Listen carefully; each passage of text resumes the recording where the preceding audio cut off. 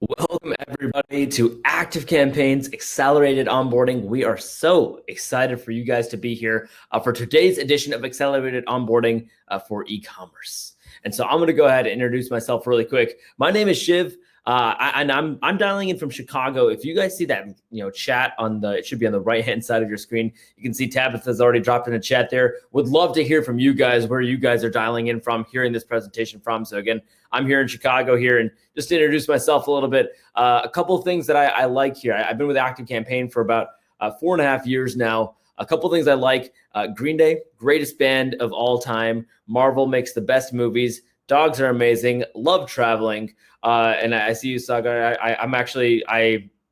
My family's from Delhi, so I travel over to India quite often. Never been to Mumbai though, but would love to go outside Shah Rukh Khan's house, which is another one of my likes. And the last thing that I love the most in the world is when people ask great questions in Accelerated Onboarding. So don't disappoint me. I know you guys are going to come at us with some amazing questions in the chat there. And just to give you guys a good look at what e-commerce accelerated onboarding is. So accelerated onboarding is actually a live daily webinar. Happens every single day.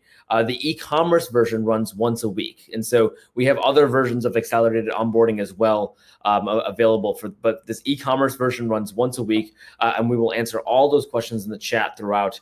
The goal of the series is really to give you those introductory tools to how ActiveCampaign works from both a strategy and a technical viewpoint. So hopefully we can help you guys out there. What we're going to cover today is, number one, where you start. We're going to talk about kind of just those beginning account settings. Number two, what are the difference between tags, lists, and custom fields? Then we'll start to combine those elements together to build really powerful segments. We'll collect information with forms, again, which kind of pairs back over to the idea of segmentation. Number five, we'll go ahead and talk about some email best practices and campaigns, and then we'll go ahead and dive into automations. Right? And in automations, we're going to show you some really cool e-commerce based automations that you guys can be thinking about. But then, of course, we'll give you some resources and next steps from there as well. So hopefully you guys are ready to learn here. And that's number one of what I want you guys to do here. Really hit the ground running. Come in with a mindset that you're ready to learn here. Don't be afraid to ask questions in the chat. Right, like I said, this is a session for you guys. So make sure you're getting the most of it by asking those really great questions in the chat here. Number three, make sure you take time to apply what you learned, right? You can't learn everything just by hearing me talk here in one session. So make sure you're thinking about, how this can actually apply to your business and try things out after the session. And number four, of course, if you missed anything, we will have a recording for you. So no worries. We will get a recording sent over to you guys via email, so you can go ahead and watch that back anytime you want. And number five, like I said, this session is running every single week. So you're going to go ahead and be able to come back to this e-commerce session. So come back and hang out anytime you like. We would love to have you, love to answer some questions for you guys. So are you guys excited? Because I am personally extremely excited. And that's going to go ahead and bring us over to our example business. So, we've learned here at ActiveCampaign that the best way to teach our tools, the best way to really see how things work in ActiveCampaign is through the lens of an example business. And so for us, we're actually going to use Boone's Bandanas as our example business all throughout our session. Now, Boone's Bandanas is an online store using Shopify. And they sell bandanas, harnesses, leashes, and collars, all geared towards dogs. And so a lot of our examples are going to gear towards, collecting information about who your dog is, right? And using that information to really figure out what is the thing that people want. Do they want bandanas? Do they want harnesses? How do we build a good messaging strategy around that? But of course, if you guys are in the e-commerce space in any type of industry, these same kind of principles that we're talking about, whether they're very high value products or low value products, it's more transactional or not, we're going to be able to apply a lot of these same concepts to your business. And if you're ever a little confused on how things work, just drop that question in the chat. You can go and see, again, Tabitha is already posted there.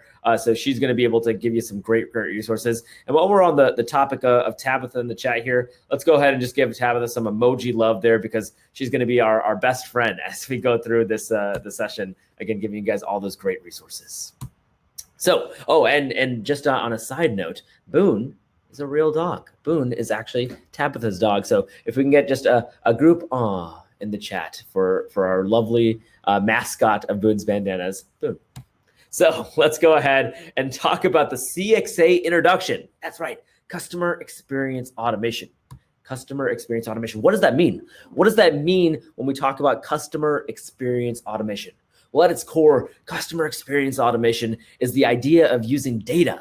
It's the idea of using data to go ahead and influence what your customer journeys and what your customer experiences are going to be for every individual contact that comes into your system, regardless if they're a customer, if they're a prospect, regardless if they're a partner or if they're a community member, right? We need to go ahead and figure out how we can leverage data to make incredible customer experiences for each individual person. And those 4 data points that matter most to do this is going to be the right message at the right time to the right person and the right medium. Right person, right time, right message, right medium. We need to figure out from somebody who's never heard of us before to our most loyal customer and everything in between. We need to look at that journey and figure out what is the right person, right? Is this somebody who has never bought something from us at all and they haven't even checked out our website? Is this somebody who's making their 10th purchase and they love us so much? Is this somebody who's never bought from us, but they have been really looking at the harnesses page and we can tell that they really love that? We need to figure that out from somebody who's never heard of us before to our most loyal customer. That's going to be the right person.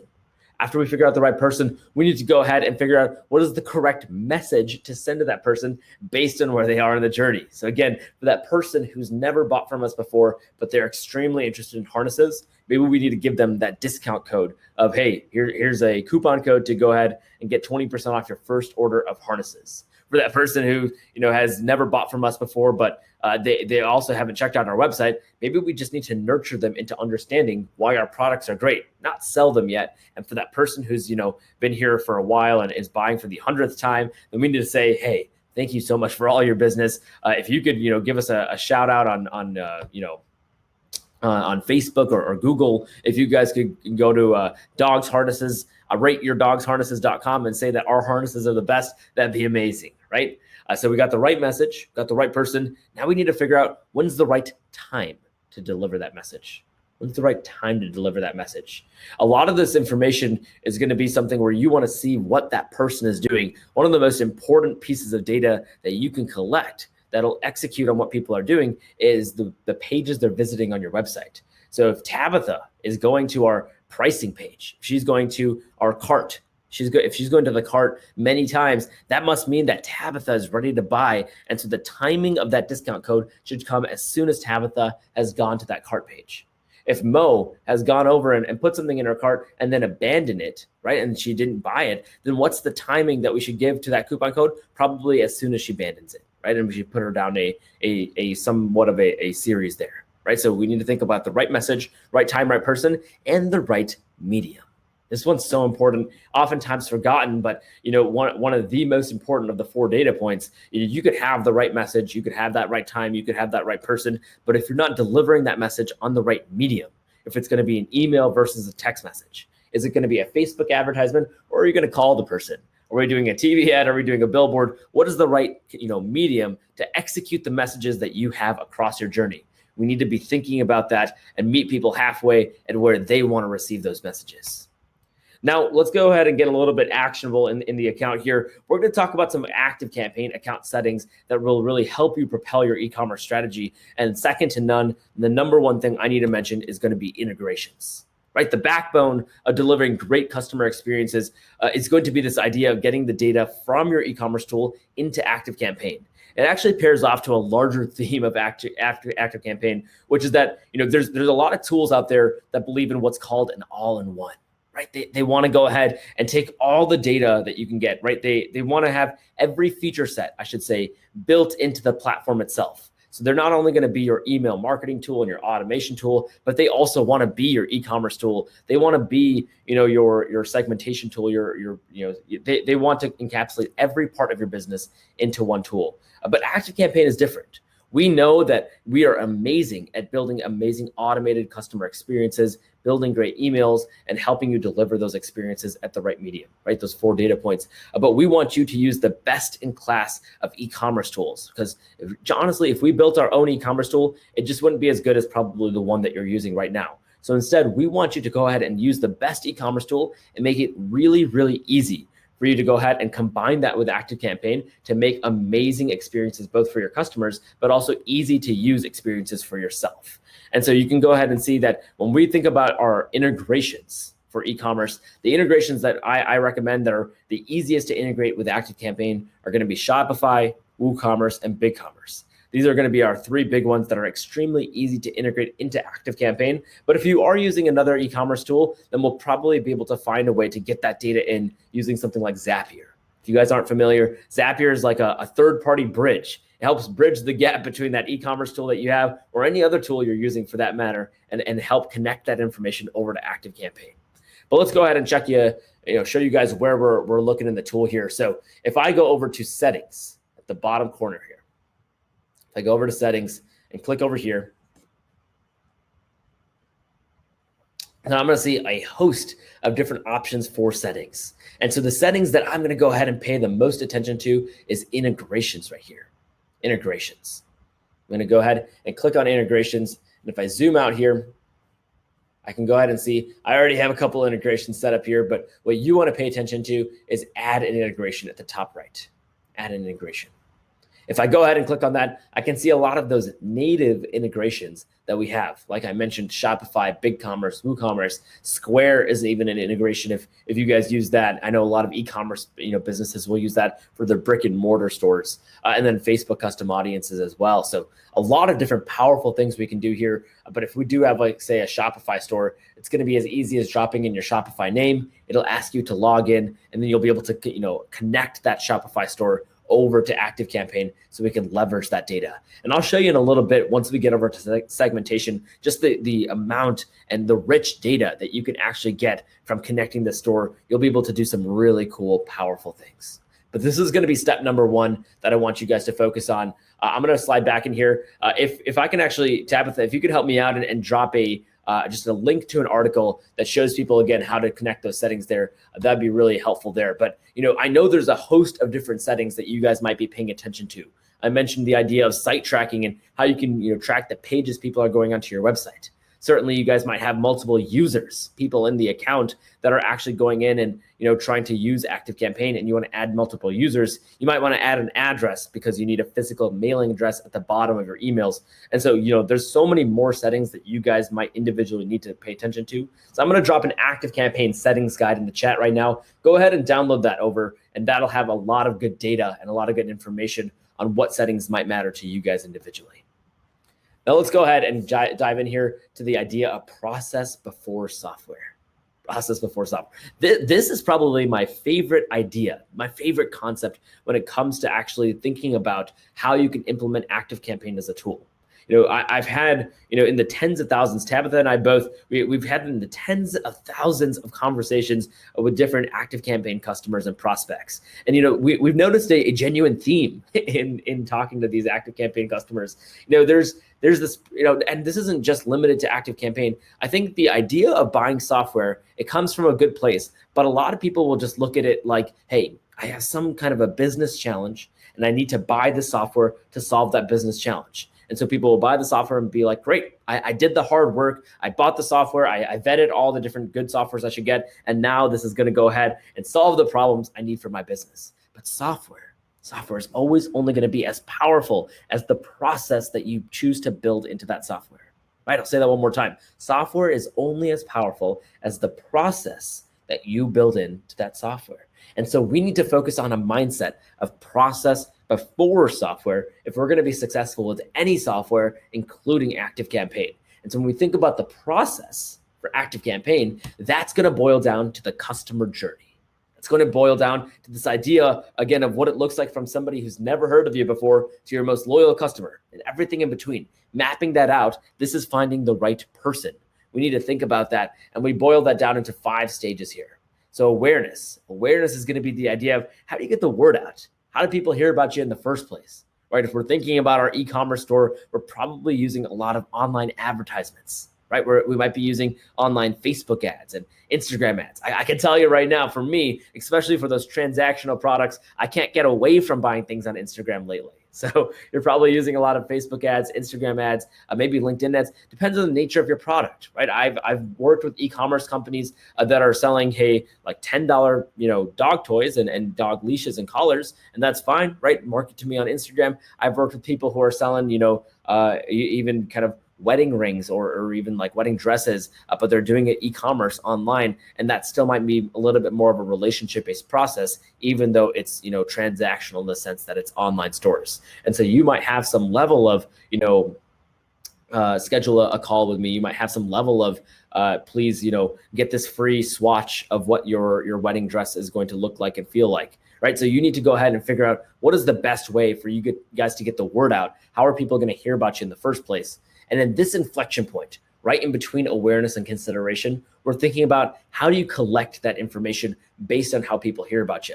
So whether you have that online form, embedded into a Facebook ad, if it's on a landing page, if it's on your blogs, right? Wherever that form lives, you want to have an easy way for people to fill out that information and get into the cycle. And so once you've generated a lead, right, we've got somebody to submit their email address and their name. Yes, we collected a new lead. Then what do we do about it in the consideration step?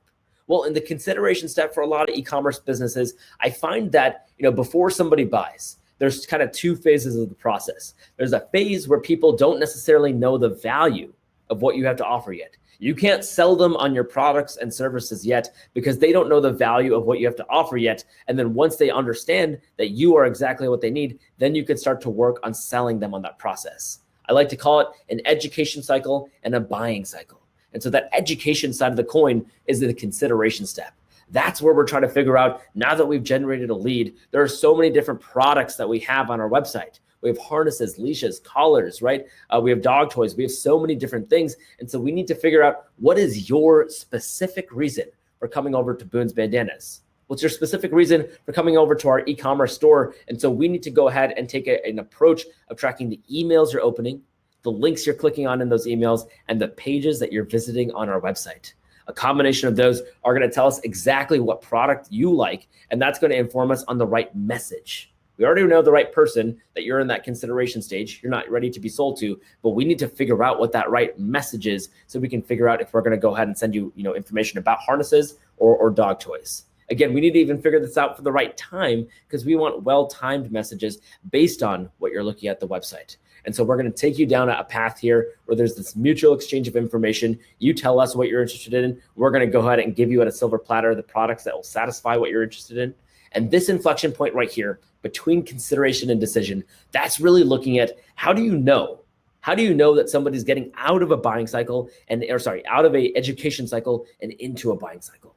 Out of an education cycle and into a buying cycle. What is that touch point digitally that tells you that?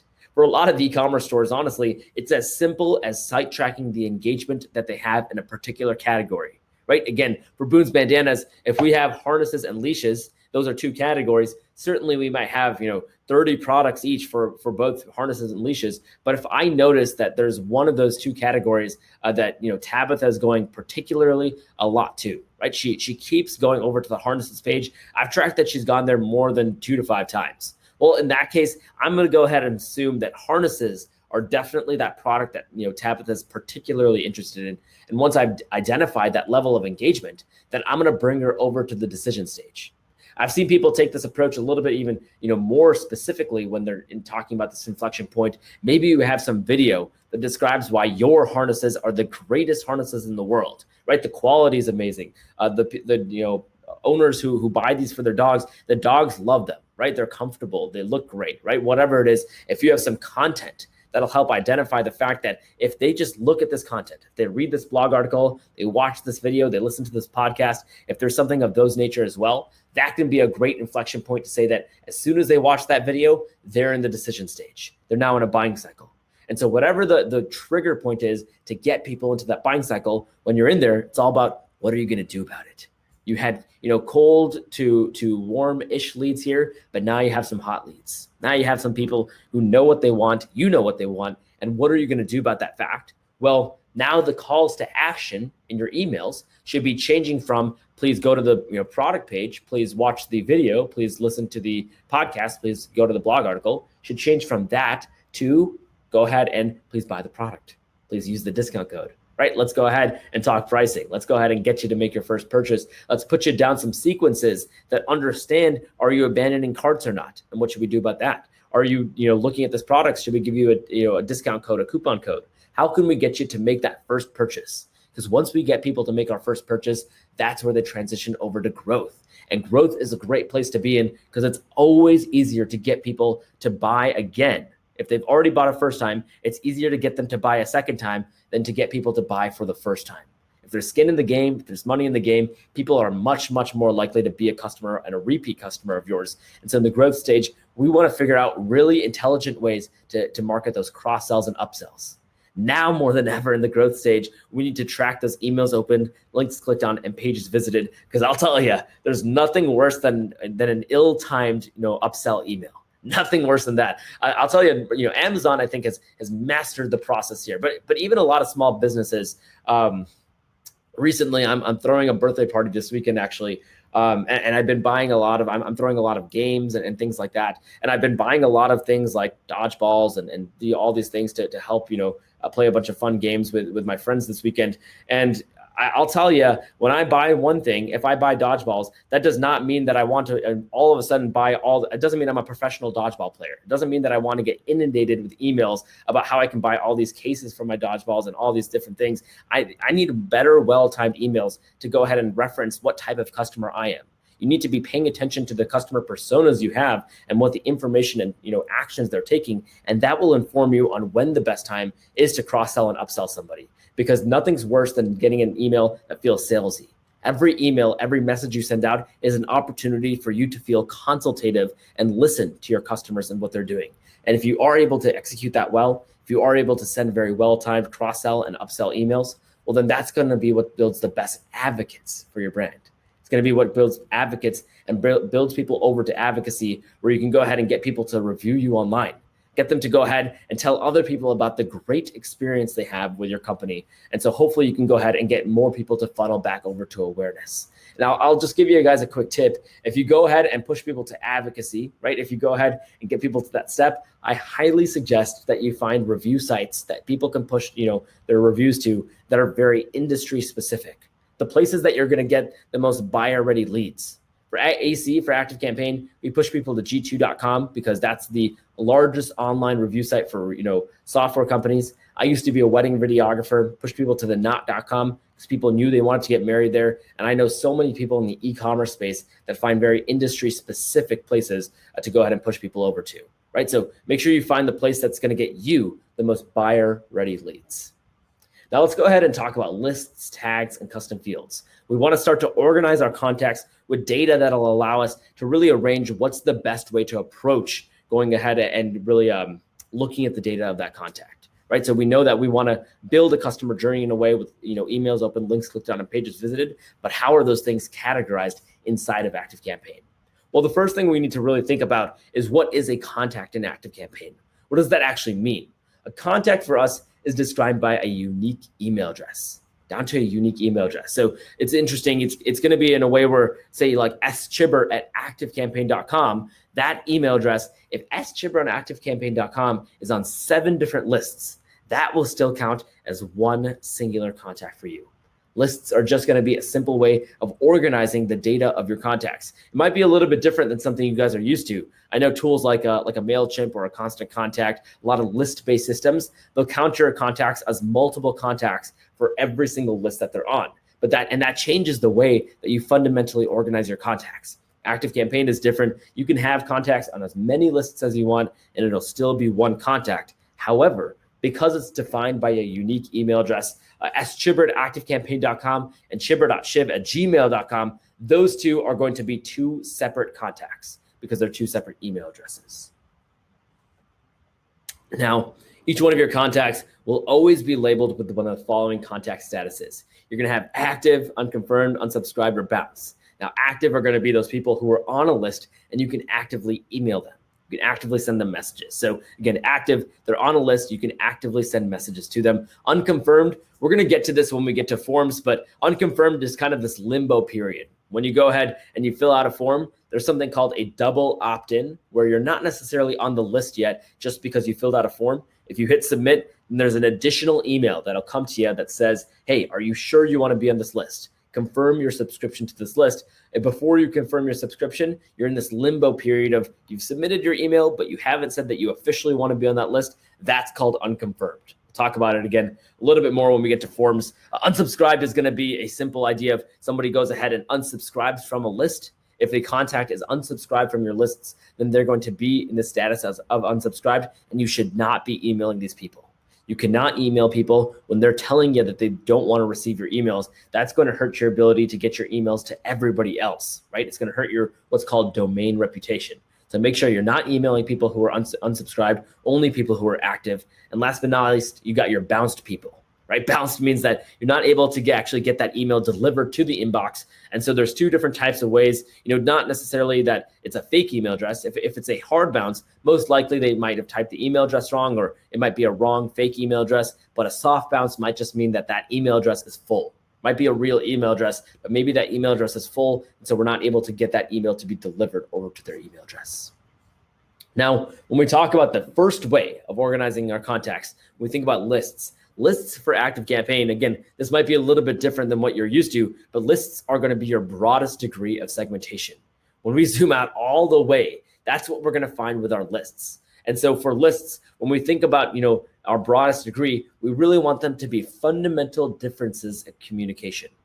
Fundamental differences of communication. Out of all of our different ways to organize our contacts, we should have the least lists. And so a couple of ideas for you guys for e-commerce, I would think about making it your customers, maybe your prospects, maybe a newsletter list, right? We want to have very, very fundamental differences of communication, different reasons on why people would approach different lists. A couple of different examples that people have. I've seen people do lists by different languages that they want to go ahead and target, right? So think about how you want to go ahead and arrange these. If you zoom out all the way from your business, what is the most fundamental differences of communication? Now, a best practice, I'll say, there is I do always recommend that you guys should keep a master list. You should have one list that has every single contact. Of course, what I'm talking about is, having segmented and targeted emails is incredibly important, but you should always have at least one list that has everybody in there, because you never know when you need to trigger an automation or do something that involves every single person in your system. Might not even be messaging all of them. It could be, right? If you have maybe a flash sale that you want every single person to know about, or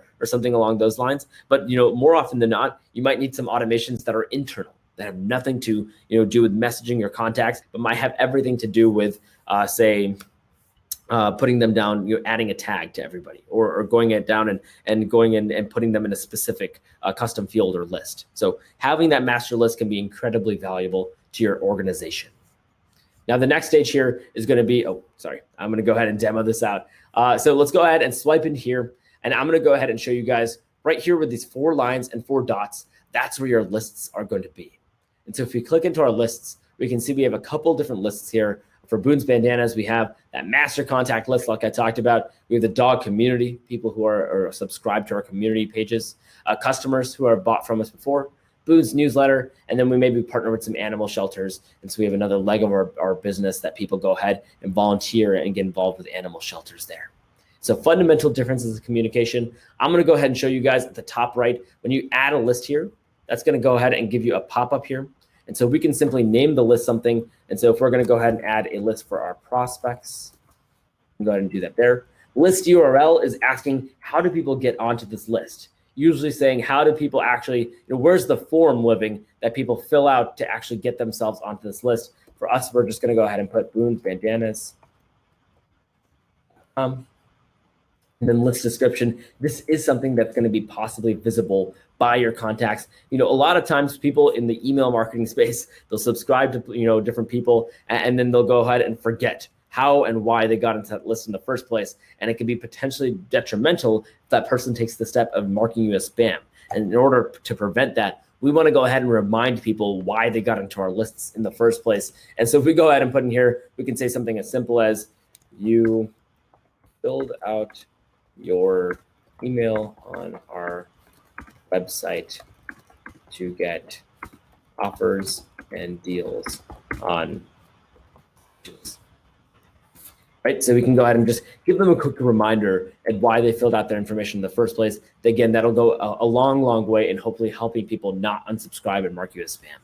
But you can go ahead and see that that list was instantly created here, easy to use from here. And of course, all these different lists have a lot of different options. We're not going to go through all of these today, but we'll definitely check out some of these. Like there's some really cool ones, such as subscribe via SMS, right? Where you can get somebody, if they just text their email or text a keyword to a number, and it prompts them for their email address, and then get onto the list that way. There's a lot of cool things that we can do with the lists here.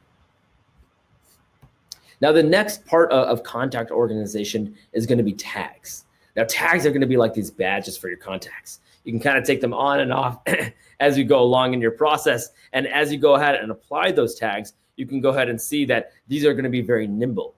I like to think about when lists are kind of your broadest degree of communication, tags are like these micro communities, right? Certainly there's, certainly going to be a smaller group of people that might have communally the same tag, but they're like individual preferences, individual action sources and interests, individual statuses where people have these, pieces of data that's on and off them all the time. And so when we think about a status tag, we can think about people that are engaged versus disengaged. Hey, this person, Tabitha has, the last time she opened up an email was maybe 2 days ago. So that means that she's engaged because she has recent activity. But then all of a sudden it's past 30 days and she hasn't opened up an email. Let's go ahead and take off the engaged tag and put disengaged, right? We go ahead and have these micro communities. Yes, exactly. Yeah. We have these micro communities of information to go ahead and apply to different people.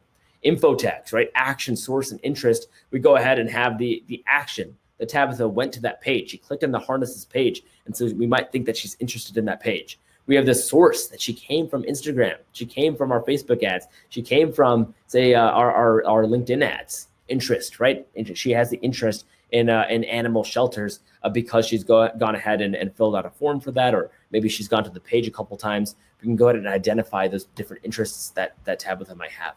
So if we go ahead and go back in here, I'm going to go ahead and click into contacts here. Click into contacts. When I click into contacts, I'm going to see all my 222 contacts here. I'm going to get into that in a second here, but first I'm going to go over to manage tags. Go over to manage tags here. When I click onto manage tags, this will show all the tags in my system, every single one. And so when I go ahead and look at this, I can see the contacts that have that tag, and I can see the number of automations that reference that tag as well. And so something like this, where we see a tag that has 24 contacts in it and it's referenced in one automation, it's going to be incredibly valuable to see us, what tags are really working well and what tags are maybe not working so well. What tags are maybe not very, very valuable for my system. This is also a great place. I love just looking here, maybe once in every 3 months. I love going over to this page and just saying, hey, what tags are not working for me anymore, and is there a way I can clean up my system if I don't need to have as many tags existing? Because I'll tell you, if you guys have used software before, when you have a software for maybe 2-3 years, right at the beginning it feels very exciting, but once you get down to the 2-3 year mark and you didn't clean up your system, it can feel incredibly overwhelming if you have a lot of what I call dirty data, where there's a bunch of data that you're just not using, but it still exists, and now you just don't know how to clean it all up. So I like saying every 3 months, go in and see which data is still working for you and which data is not working for you. Now, if we go back over to the contacts tab that we saw before, where there's 222 contacts, I'm going to go ahead and dive into a specific contact record. I'm going to go to Anna here. Anna, when we go into her system here, we're going to go ahead and be able to see, when we scroll down, she has those tags right here. She has the tags that are specifically applicable to her, community recipes, inactive, interest in bandanas. We can go ahead and see that those are applied. Now, the way that she actually gets those tags applied to her can be in varying ways. She can go ahead and get this via an automation. We can go ahead and manually apply those right here. If I go ahead and type in a specific tag, if she's engaged.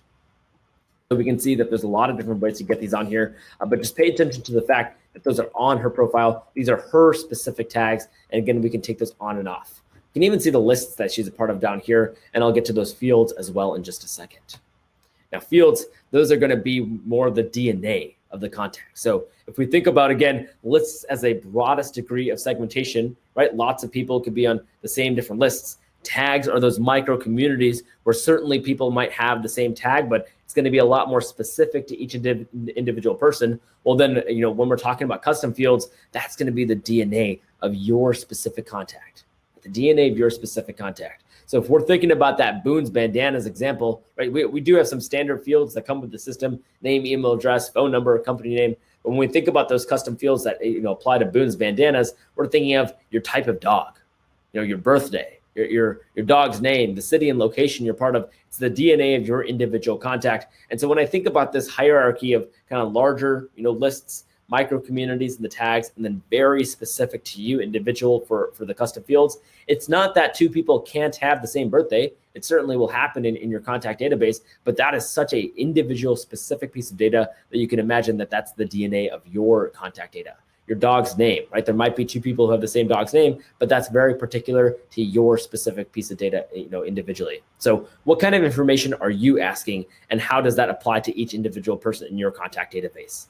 Now, I'll tell you, most of the time, custom fields, not contact fields, custom fields will usually be coming from forms that people are filling out. So any information that you ask in a form for people to fill out, that information will directly come in as a custom field.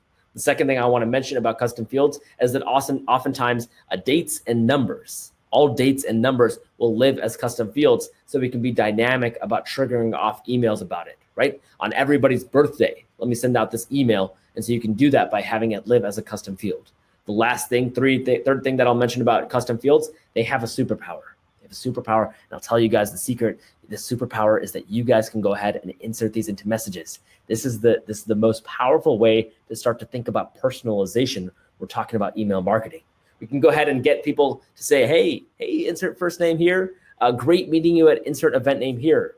Hey, first name, happy birthday. I want to go ahead and wish you a great birthday to you. Insert dog name here, right? You can go ahead and personalize these messages and make them incredibly valuable. It's a secret, because I know when you guys go to your inbox now and you look at these amazingly built emails where you're like, yes, this is so personalized to me. You can start to now imagine, oh, I see you, you're using personalization tags. You can do that as well for your business. And let me show you guys where that custom field lives. So when we're in that, contact profile for Anna, we can go ahead and see her standard fields at the top here.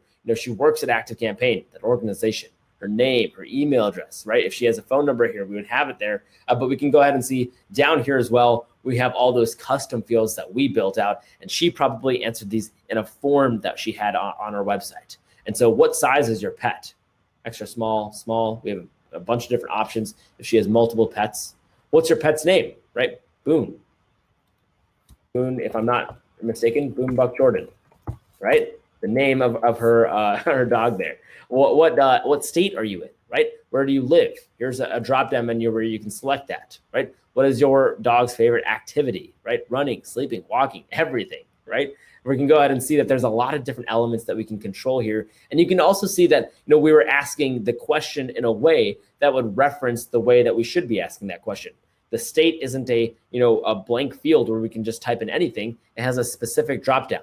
Versus the pet's name, we can go ahead and type anything we want in here. Versus the size of the pet, we had a multi-select where we can select multiple options. So make sure you're thinking about when the field is getting added here, when we're putting that in our form, we need to decide what is the type, what is the way we want to ask that question that'll best resonate with the question that we're asking. So I hope that helped you guys out here. I do want to show you guys one last thing. If we go over to the lists function here, and we go over to manage fields, this is going to be the same type of way when we said manage tags, kind of a version of that for fields where we can see all the different fields we have in our system. We can even group these fields into different folders, into groups, so we can go ahead and figure out how to organize these fields in an effective way. And then of course we can add new fields as we go along. So again, hopefully that helps you guys out here. Just to recap here, less lists, fewer lists. Tags are like badges, micro communities, and then fields are the DNA individual to each individual contact. Now, if you guys are new to ActiveCampaign, you're probably thinking about importing your contacts from another system, whether that's coming from your e-commerce tool or if that's coming from maybe a past email tool that you guys have. And so you really want to be thinking about how you can go ahead and map that CSV. If you guys aren't familiar, a CSV is almost like an Excel file. And so if you go ahead and grab that contact database from one of those tools, you'll probably see some kind of a button that says, export a CSV file. And that CSV file will have them, listed into columns and rows. And so you want to go ahead and have all your contacts listed in all these different columns. And you can go ahead and have different pieces of data referenced in those columns. So such as the tags that you would want, import in here, the different fields, right? The, statuses that you have for these contacts. And so once you have that CS feed ready to go, what you want to do is go over to contacts. You want to go ahead and hit that big import button at the top right. And then you can go ahead and import from file here.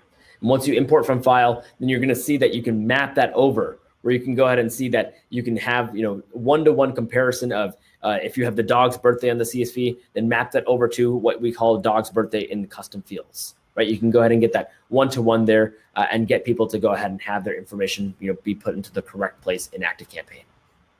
Now let's go ahead and talk about segmentation, right? The act of actually figuring out and grouping your contacts by who they are and what they've done, right? The goal at the end of the day for everything we do in ActiveCampaign is right message, right time, right person, right medium. We want to send targeted messaging. We want to go ahead and figure out, we have a complete database of all this great information, but how does this data combine together so we can send a very particular message? Let's go ahead and look this for Boone's Bandanas, right? So we have our lists for Boone's Bandanas, master contact list, customers, animal shelter, Boone's newsletter. So let's think about somebody who's one of our customers. We want to see people who are in our customers list. Great, we have a lot of people in our customers list, say 200 people in our customers list. But then within the customers list, let me kind of shed that down a little bit and say, well, within the customers, I only want people who have the interest in bandanas.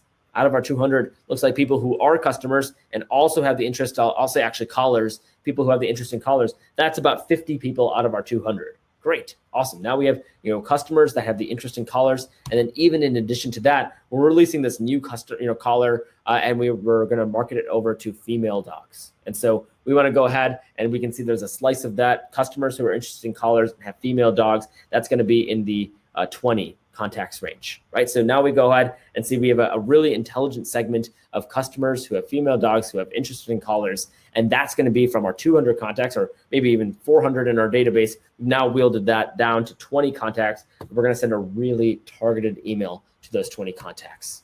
So let's show you guys where that segmentation builder lives. When we click on contacts here, I'm going to go over to this top right bar that says search contacts. And when I go ahead and see that, I see this drop-down menu pops up that says advanced search. If I click on advanced search, that's what builds up this segmentation builder, right? We pull this up and we can see this drop-down menu that has folders of data. These are all folders of data. Now, this is incredibly powerful. I'll tell you guys, this is, if there's one part of ActiveCampaign you absolutely need to get used to, it's going to be this segmentation tool. And so if I go into actions, for example, I can track people who have opened an email, not opened an email, I've been sent an email, clicked on the subscribe form within a subscription form, forwarded an email, entered an automation, achieved a goal, is waiting on a goal, in a Facebook custom audience. There's so much data.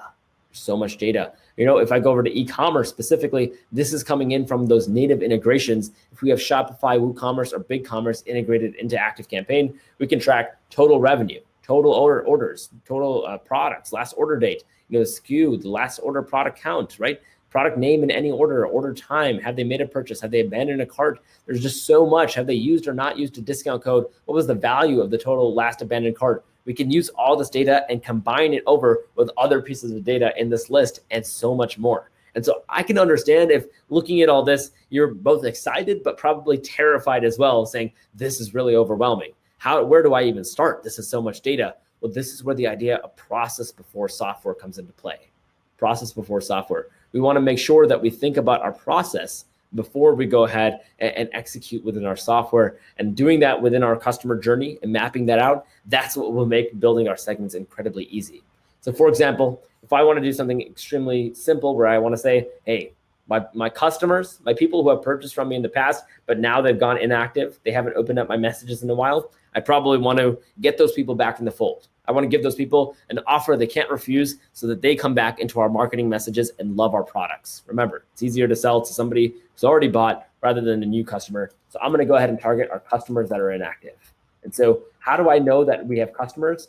What is the way that I have those people live? Oh yeah, I have it as a list, right? I have my broadest degree of segmentation as my lists. So I'm going to go ahead and say people are in-list customers, and then add another condition. I want to know people who are inactive. How do I know that? Oh yeah, statuses are tags. So I remember I made a tag, that says tag exists. I can say inactive. You can see that this segment literally reads as it should, right? In list customers and tag exists inactive. From that, our 222 contacts wheels down to 18, right? We can see that that pairs down with that combination of data down to 18 contacts. And now when I go back over to this, option here, I can see I have two new options: save as a segment and save as a search. I'm going to pay attention to save as a segment. And if I go ahead and say this is my inactive customers, this is going to be a segment of, combination of data that we can go ahead and use later on. Namely, when we go ahead and send out emails, we can go ahead and use this segment again. We'll save it there. We have in-list customers, and the tag exists inactive. This looks really great. This is a great segment here. And again, this segment that I just saved, this I don't need to auto update. I don't need to manually update this as more customers become inactive. More customers get into that list and have that tag, they'll automatically get added to that segment. So it's incredibly valuable. It's incredibly easy where the system instantly adds people there, and I can just use that in different places where I'm sending messages. So again, hopefully that helps you guys out there. One more thing I do wanted to show you guys while I'm in here.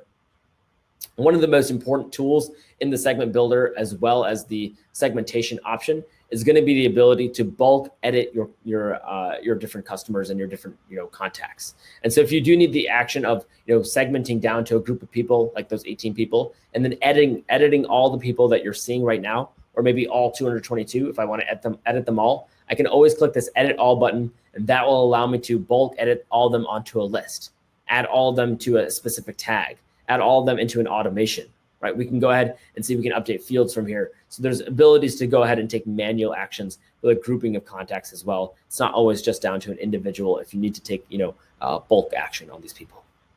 So let's go ahead and now talk about forms. Forms are being used to go ahead and capture information, right? So when I think about this in an e-commerce standpoint, we want to go ahead and instantly, right in the awareness step, we need to go ahead and collect people's information from the start. A very popular way to do this is going to be, a form that says name and email. Maybe it's like a floating bar or pop-up that's going to give people some sort of 15% off coupon, right? Some sort of lead magnet. You guys aren't familiar. A lead magnet is in exchange for people's information. You go ahead and give them some sort of maybe coupon or some sort of offer. And so if you guys can offer up a coupon code or something at the beginning to collect that information, that's going to be very valuable, because you can only track people, their website, once they've gone ahead and submitted their name and email address, right? We can only send emails if they've opted in and filled out their information somewhere and given you their email address, right? We can only start to take them down our entire customer journey once they filled out at least one form. And so think about how you can do that. I really like the idea of quizzes as well. The idea of asking people their different information, like if you can make it very stylistically pleasing on, hey, take this quiz on what kind of dog food your dog would love. And we ask a bunch of questions like, what kind of breed of dog do you have? What kind of size is your dog? How active are they, right? If we go ahead and ask those questions, and there's a lead magnet that we're delivering to that person on some answer out of that quiz, we're also in turn getting answers to those questions in the meantime, and we can use those to personalize our messages throughout our email marketing with this person.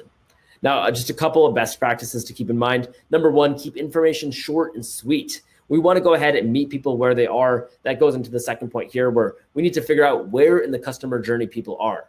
The more likely that people have, the more intent people have with working with us and actually, taking an action with us, then the better chance we have of asking more intimate questions for this person. So early on, I'll tell you, if you ask me, my dog's, breed and their size and their how active they are, and you're asking me that the first time I'm ever visiting your website before I know anything about you, I'm probably going to go to another website. It's too much for me. I'm not filling out this form. I'm not going to go ahead and answer 7, 10 questions right at the beginning of the journey.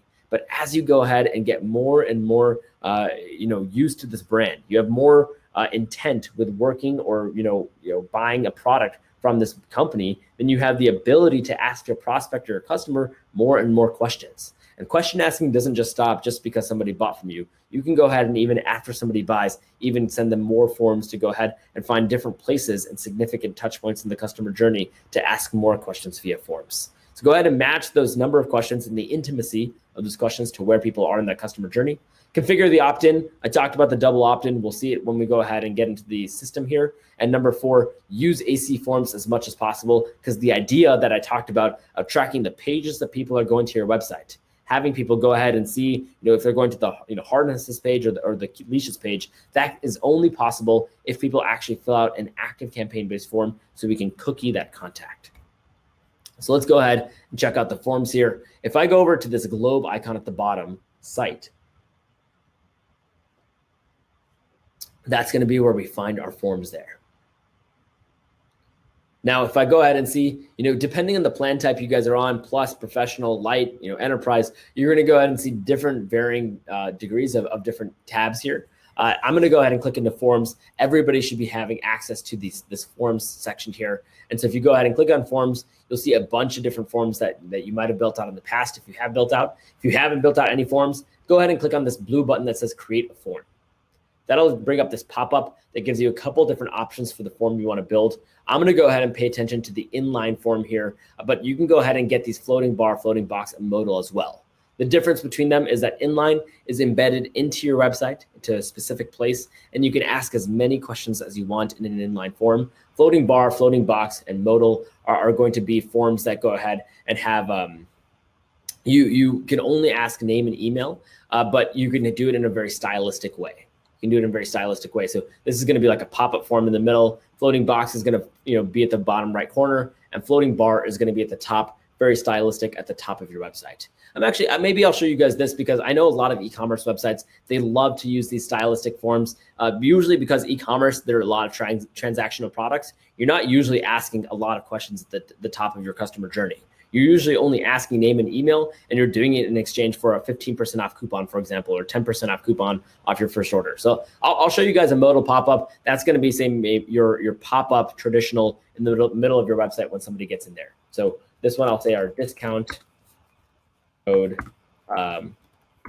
awareness form.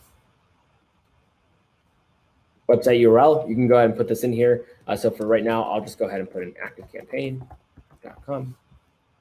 And then you can go ahead and say the action that's going to happen once people go ahead and subscribe to this list, or sorry, fill out this form. So for you guys, I can go ahead and say that somebody will go ahead and get into the master contact list. Or maybe if you have, if you want people to funnel into the newsletter when they get into here, you can select what list that people will specifically get into.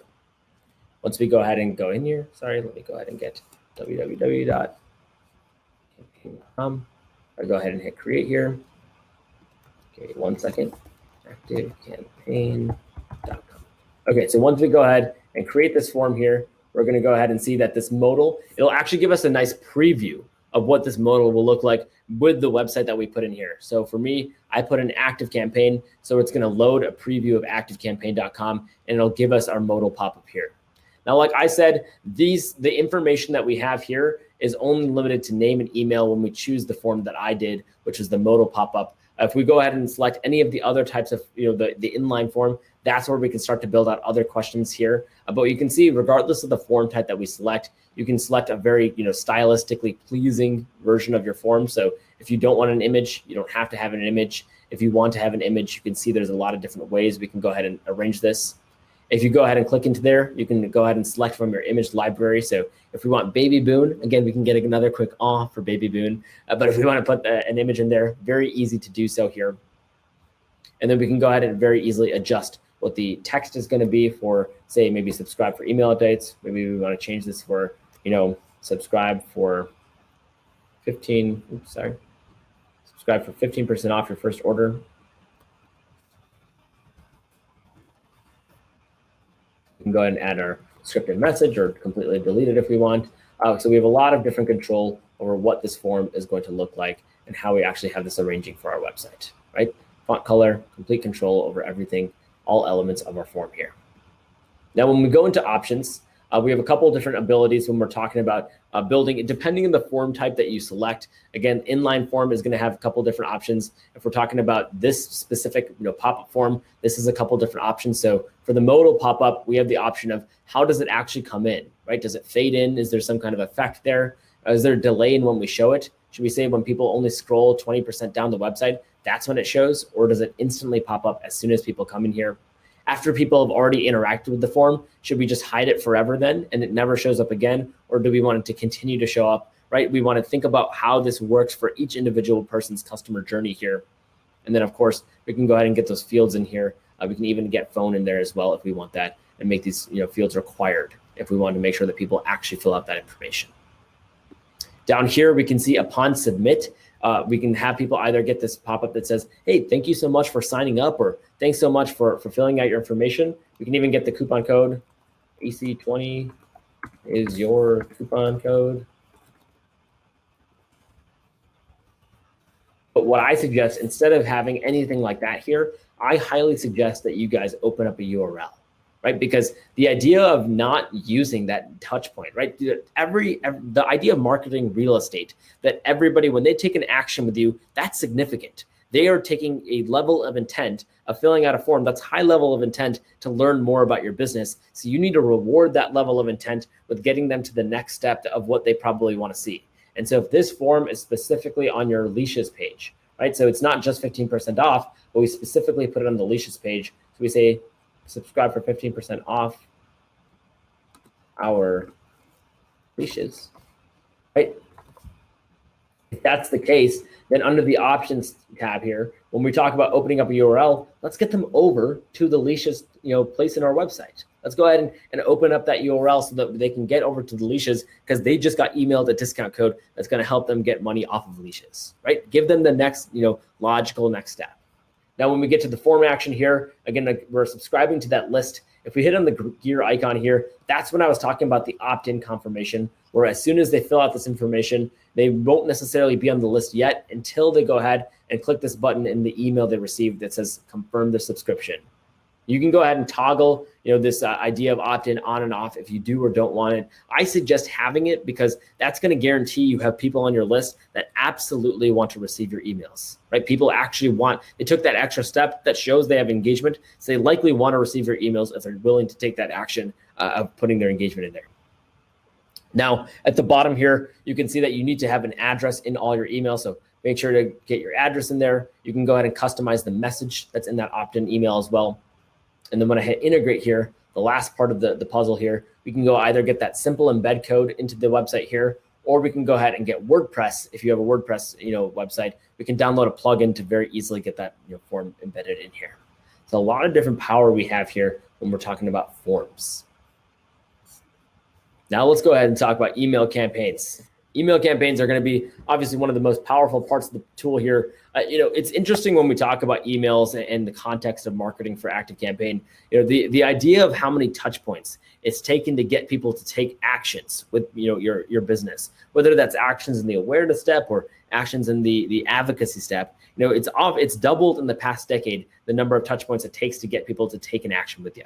It's 9 touch points now, where it used to be 4.5, and this is large in part because there's so many channels out there. Right? We were describing a couple at the beginning. There's text message marketing, email marketing, there's billboards, advertisements online, there's advertisements on the TV, right? There's people calling you up, there's people cold calling you, or you filled out a form and wanted a call. There's so many different busy touch points out in the world. And so the idea of figuring out how touch points work for you and what touch points are going to be valuable is a really important concept. But amongst all the different touch points, the different ways that you can get in touch with your customers and prospects, it's been found that email still remains key.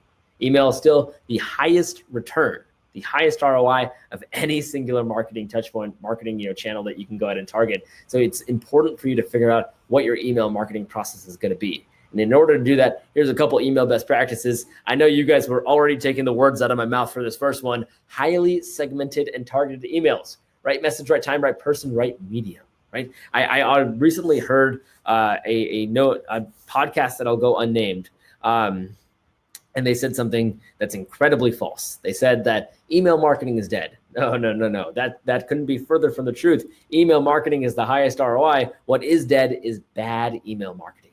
It's true. Bad email marketing is dead. What is bad email marketing? It used to be 20 years ago. I can just send out an email and it can have an incredibly long, amount of text. It could go on for miles and miles, words and words, and it would go and you would send it out to every single person in your database. not segmented, not targeted. It would just be like, here's my products, please buy my stuff, right? And people would do it. People would buy products from those emails, but that type of email marketing is dead. Now it's all about meeting people where they are, figuring out what is the place that they are in your journey, and how can you go ahead and send a message that is consultative to what they're looking for. Highly segmented and targeted emails. Number two, you guys know that I like the word right message, right time, right person, right medium. You need to have the right template style.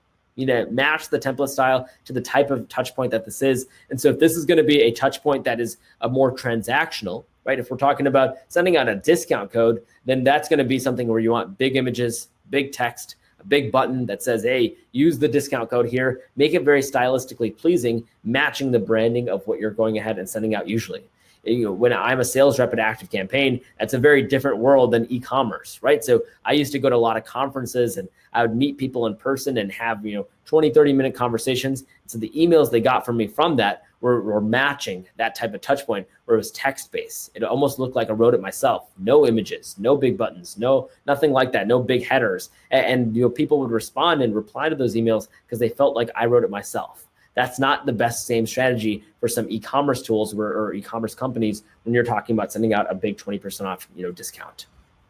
Use personalization tags. Talked about this a little bit, but leverage those custom fields and get them into your messages by making those messages personal. Hey, insert dog name here. Great to see that you're interested in insert interest here, right? We want to go ahead and use those personalization tags to our advantage.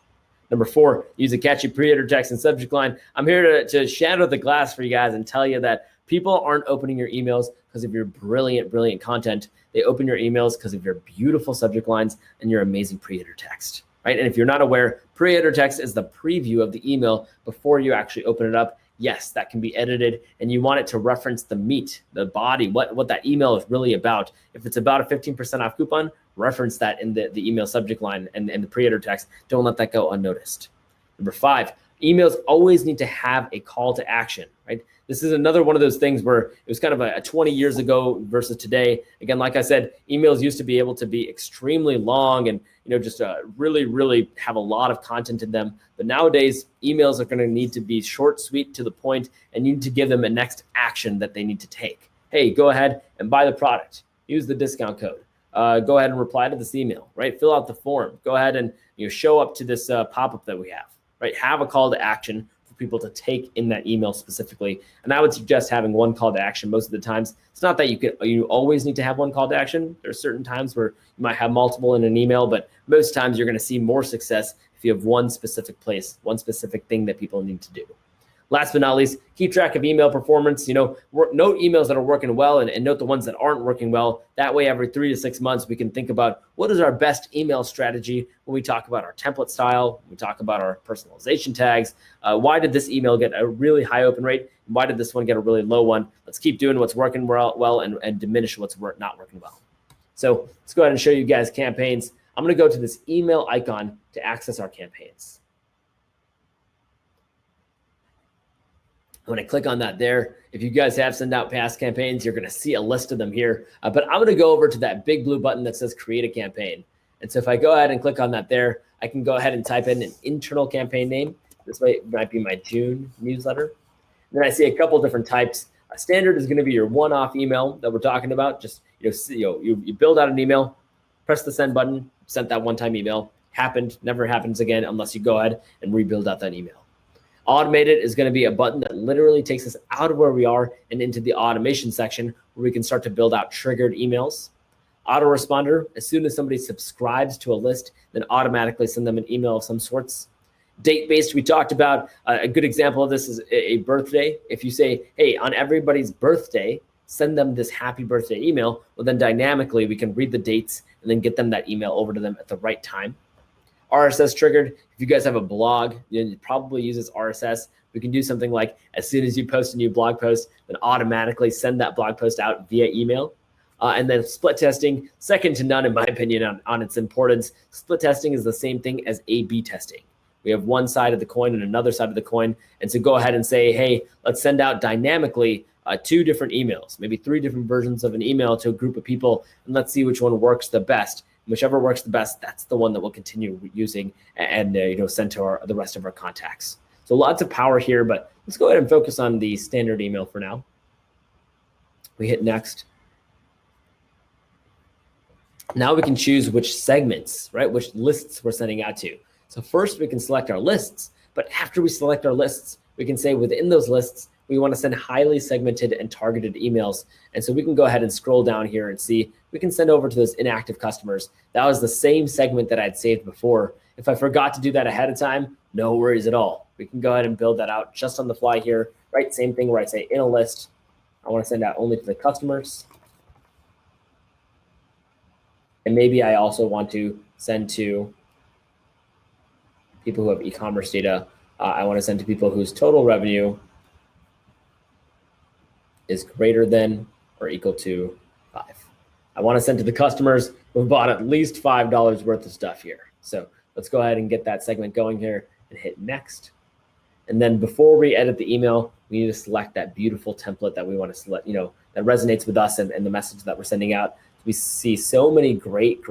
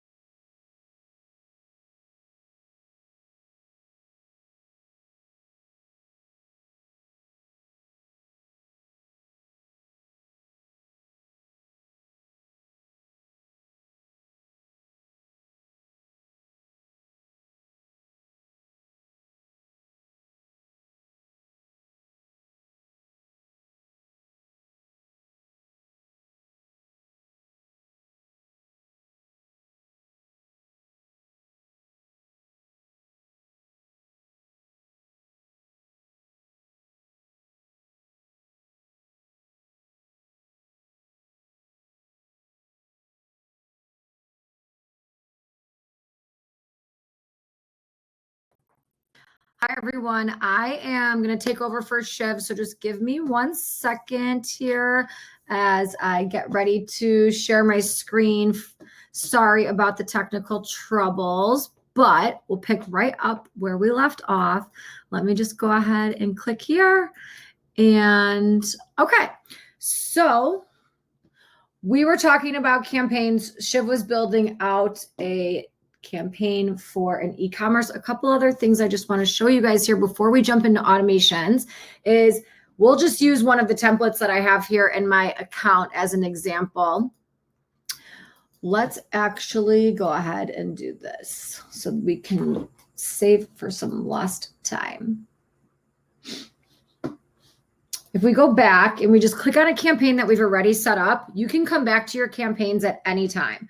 So if we want to come back to this product launch new collars campaign and we go to the design page, we can start picking up right where we left off, build out this campaign. You can see this might be a different template than the one that we were just looking at. But one thing that I want to show here for e-commerce specifically is going to be your Shopify product block. So you have that.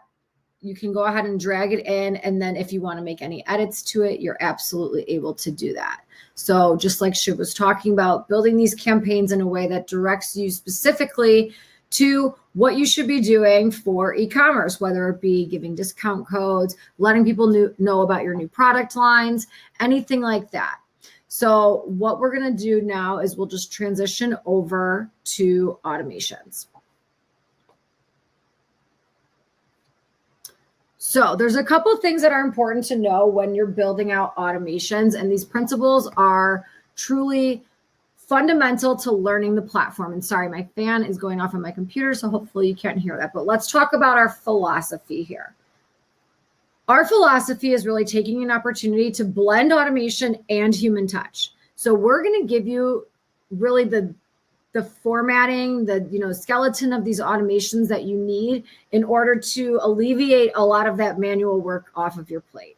If you're an e-commerce business and you're running it solely by yourself as a solopreneur, it's not always easy to essentially put all of these processes in place and then manually manage them, right? So automation is really going to take a lot of that off you. And through personalization tags and the custom field information that we're collecting, just like Shiv was talking about, you're really taking that automation that's helping you in your day-to-day and blending it with the human touch.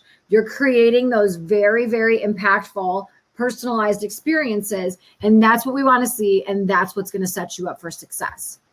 So let's talk about the 3 principles that are really important when you're getting started. Automating intentionally. So automating intentionally is vital in the way that you go about setting up your automations. We've talked a lot today about organization and process before software, and that stands very true for automations as well. It's really important that you take the time to actually think about the automations that are going to make the most sense for your business. So what are the processes that you're running? What are the things that you can automate? What are the things that will make sense in, taking off from like your pen and paper into your computer? As you start to build those out and really visualize what they are, you are beginning to really intentionally automate your processes. Now, thinking modularly. In ActiveCampaign, you have the ability to build out as many automations as you'd like. And there's really no limitations as far as like numerical automations go. So what we want you to do is really think modularly. Think about what you're trying to get the contact to achieve. Are you trying to get them to, unabandon a cart? Are you trying to get them to make a purchase in a different way? Or like we were talking about in the chat today, just simply give them your birthday. You have an opportunity to really build out automations around one singular goal that you're trying to achieve. And then once that contact gets to that point or does what you're looking for them to do, end the automation and start a new one. It might seem overwhelming to have a lot of these smaller mini automations, but we're going to talk about some ways that you can organize them that'll help you stay very clear and connected to exactly what's going on within your automations. Last but not least, as you've really started to think about the automations that you're going to set up, the things that you're going to run, the things that you're going to do, now you've really have this mindset of exactly what you want to build out, right? You're ready to jump into the platform. You can make the whiteboard real. So you can either start an automation from scratch within the platform and really build it out and get familiar with the steps, or you can draw it out on a whiteboard. I've seen a lot of people take different color Post-its and use a blank wall and organize what they want their automations to look like. And this is really helpful because you can see when you're thinking modularly, what can happen here, right? Tabitha's submitting a form. She's going through a welcome series. That goal is achieved. How does she get into the next automation? And how does she get into that next one? So you're really building this storyline of your automations for your customer journey. So you have a lot of different opportunity. Thanks, Mo, for jumping in there, to visualize the setup of your automations in so many different ways before you actually start to dive into the platform. So just think about that. There's a lot to unpack there, but it really gives you an opportunity to set yourself up for success when it comes to automations, which is extremely important. So if we're going to talk about what's the 101 that you need to know for automations, especially as it relates to e-commerce, labeling is going to be huge. Not all of your automations are going to revolve around e-commerce specific things. You might have internal automations that, add and remove tags. You might have welcome series. You might have different engagement-based automations, whatever that might be. But you want to know exactly what falls into what category, because as you modularly build automations, it's going to be really important for you to keep them organized. And labeling is essentially like a filing cabinet for you to do that. Now, automation stats are going to give you an opportunity to see in real time what's going on with your automation. How many people are in there? How many campaigns are being sent? Hi, Chev. How many different goals that you might have set up? So you're really just getting a quick glance at exactly what's going on within those automations. And then using recipes. Using recipes is probably mine and Shiv's favorite thing to talk about. There's so much opportunity within them that just you're able to use them as templates, right? So specifically, if you're looking for e-commerce based information, you can use a pre-built automation or a recipe for you to be able to start to see what kind of pathways you want to build. If you're not sure where to start, if you're brand new to this, if you just opened your store, recipes are going to be a great place for you to start. Shiv or Mo can throw the link into our automation marketplace in the chat so that you know exactly where you can access all of the recipes. Let's go ahead and jump in. We'll talk about automation basics. Shiv, I can go through the automation basics and touch on what triggers are and stuff. And then if you want to demo abandoned cart, I know you're a pro at that. So done deal. All right, awesome. So if we go into our automations, guys, what you'll see here is really like a true overview of everything that you have going on. Each section or tool that you go into the platform gives you a genuine dashboard of all of the things that you've set up and all the things that are active, not active, and what's happening. So you can see here, we have a ton of different automations, some that look like they might need labels. But if we toggle just for a second over to the second page, you can see that all of these automations that are set up here have specific labels. And what they're doing is they're identifying what the automation actually means or what it represents. So we talked a little bit about, having an e-commerce label for all of your different e-commerce automations. So if we were to actually toggle up here, filter by our e-commerce label, we could see that we have 7 automations revolving around e-commerce. And the reason why this is helpful is because if you're coming in and you're trying to do, let's say, an audit on your automations, and you are suddenly very overwhelmed that you have 72 automations, do not let that alarm you. Modular building is really important when you're aligning it with organization, because if you came in here and saw 72, you wouldn't be worried because you know that everything's really organized. You can also filter by status. So I might have 72 built out automations, but I actually have only 15 active ones. If I go to further, filter by this, I can see I only have 2 active e-commerce automations. So it really gives you a deeper dive into how you can sort your dashboard in a way that makes the most sense for what you're trying to do at the moment. So I love labels. Shiv knows I love labels. I can always talk about, anything that's really organizationally heavy, especially like color coordinating things. I'm very like to see those things in front of me, type A, some might call it, but that's where you can really see your labels. Last thing that I want to show you guys here is automation stats. So exactly what we were talking about. You have, however many contacts are in your automation, however many campaigns are in that automation. And the cool thing about this right here is it actually gives you, like a 30,000 foot view of what's going on with that campaign. So once you are ready to make your abandoned cart automation active, you'll actually start to see people funnel through that, and you'll see that your open rate will gradually reflect the people that are opening your abandoned cart automation. So and then you have goals. So we'll touch very, very slightly on goals, but you have all of your stats right here. So this is really like a true overview of your dashboard. The other thing that I just want to show here is if you were to click in the upper right-hand corner of the screen, you can see create an automation. And this is really where our recipes live. So if you're looking to get familiar and align what you're seeing within the marketplace with what's actually happening in your account, you can come down here. You can start from scratch at any time. So that's going to be what's making your whiteboard real. It's really giving you an opportunity to build something from the ground up, whereas your recipes are more so guiding you in some sort of direction. But if you come over here and you filter by industry, you can click on e-commerce, and it'll show you all of the different recipes that are affiliated with e-commerce. Now, that doesn't mean that you won't use any of these other categories. Maybe they also align with what type of business you're utilizing. But if you're looking specifically for things related to your e-commerce side of your business, absolutely start to dig into this folder, and it'll be a really good resource for you. Even if you don't use the recipe itself, just seeing how it's built out and structured and really like the mindset behind it will probably give you some good ideas for the automations that you want to set up on your own. If you're going to start your automation from scratch, you can go ahead and press continue, and you'll see all of these different start triggers that we have. So all of your start triggers will live here. Some of them are reflective of e-commerce. Some of them are just reflective of general actions that can happen in the platform that can then toggle into something that will help your e-commerce. Ones that we see that are regularly used are web pages visited. That's a huge trigger for you to know that somebody might be interested in some type of product that you have. Also, abandons cart, makes a purchase. Those are going to be very vital to your e-commerce integration.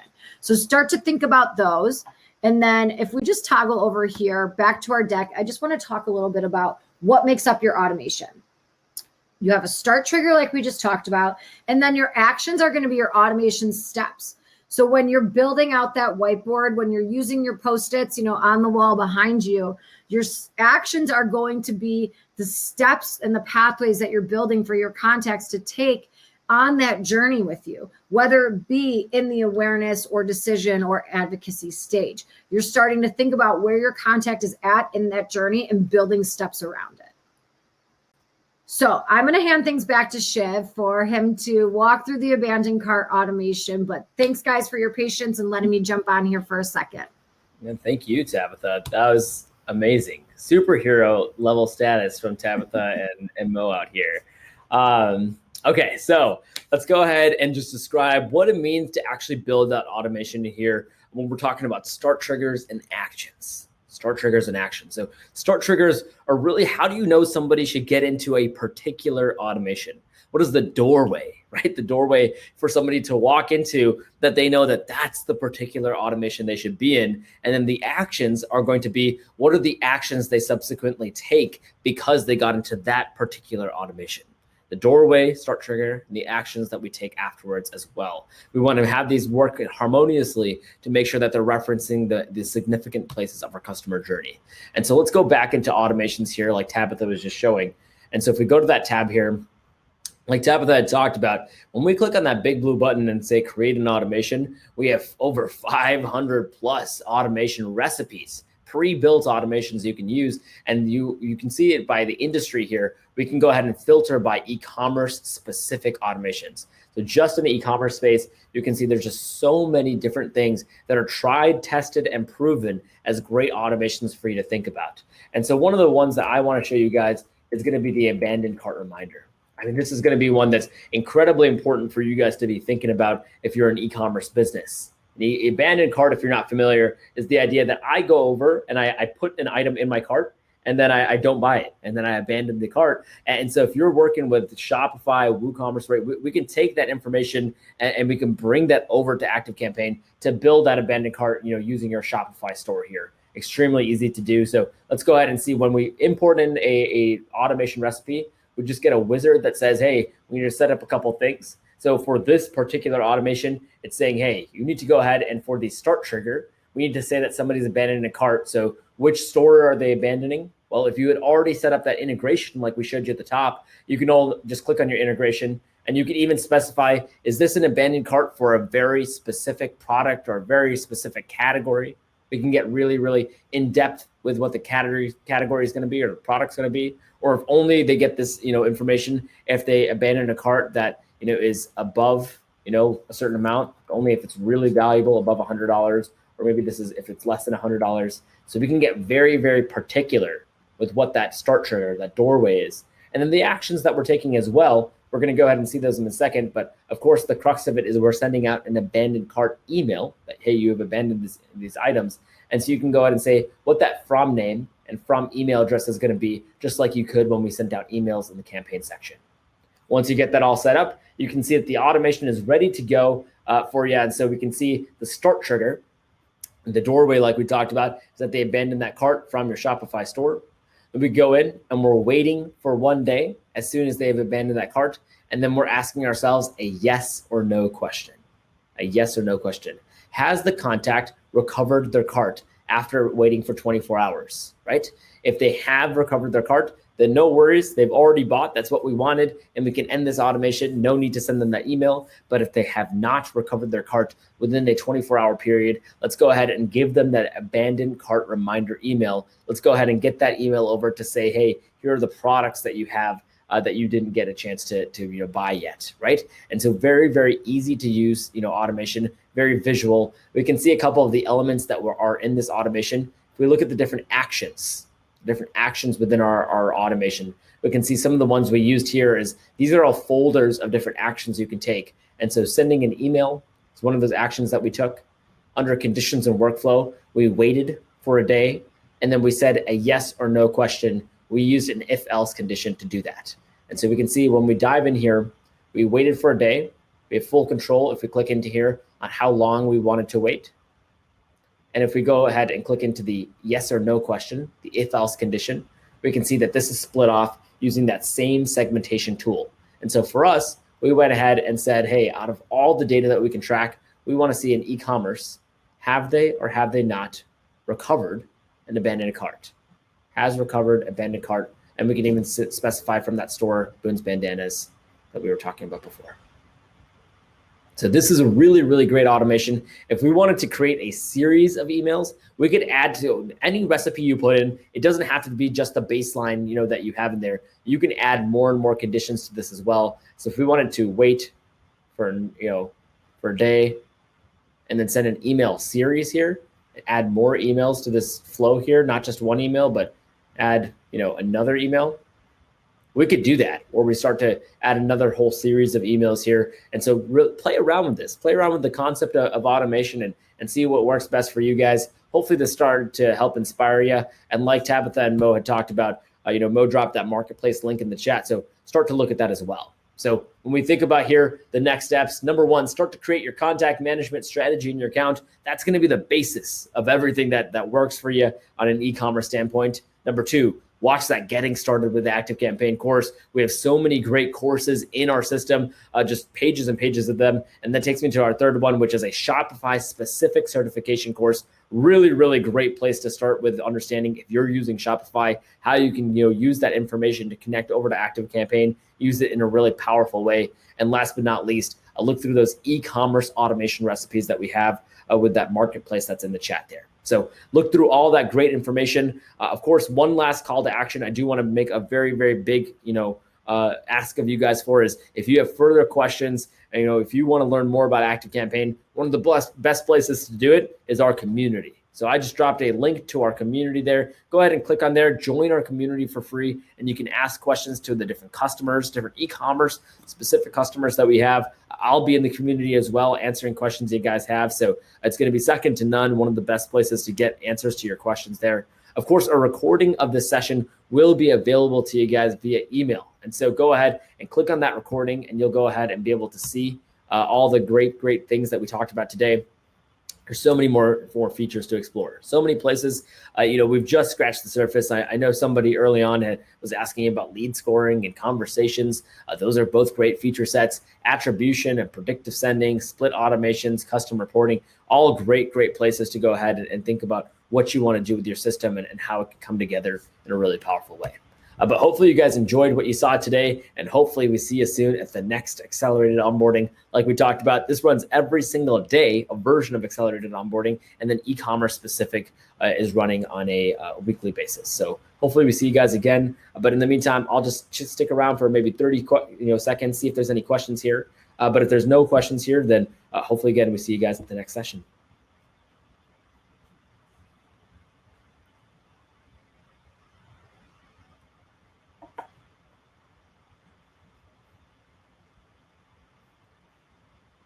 Cool. So I'm not seeing any specific questions coming in here. So we'll close this down here. But again, thank you guys so much for coming, and we'll see you guys next time at Accelerated Onboarding.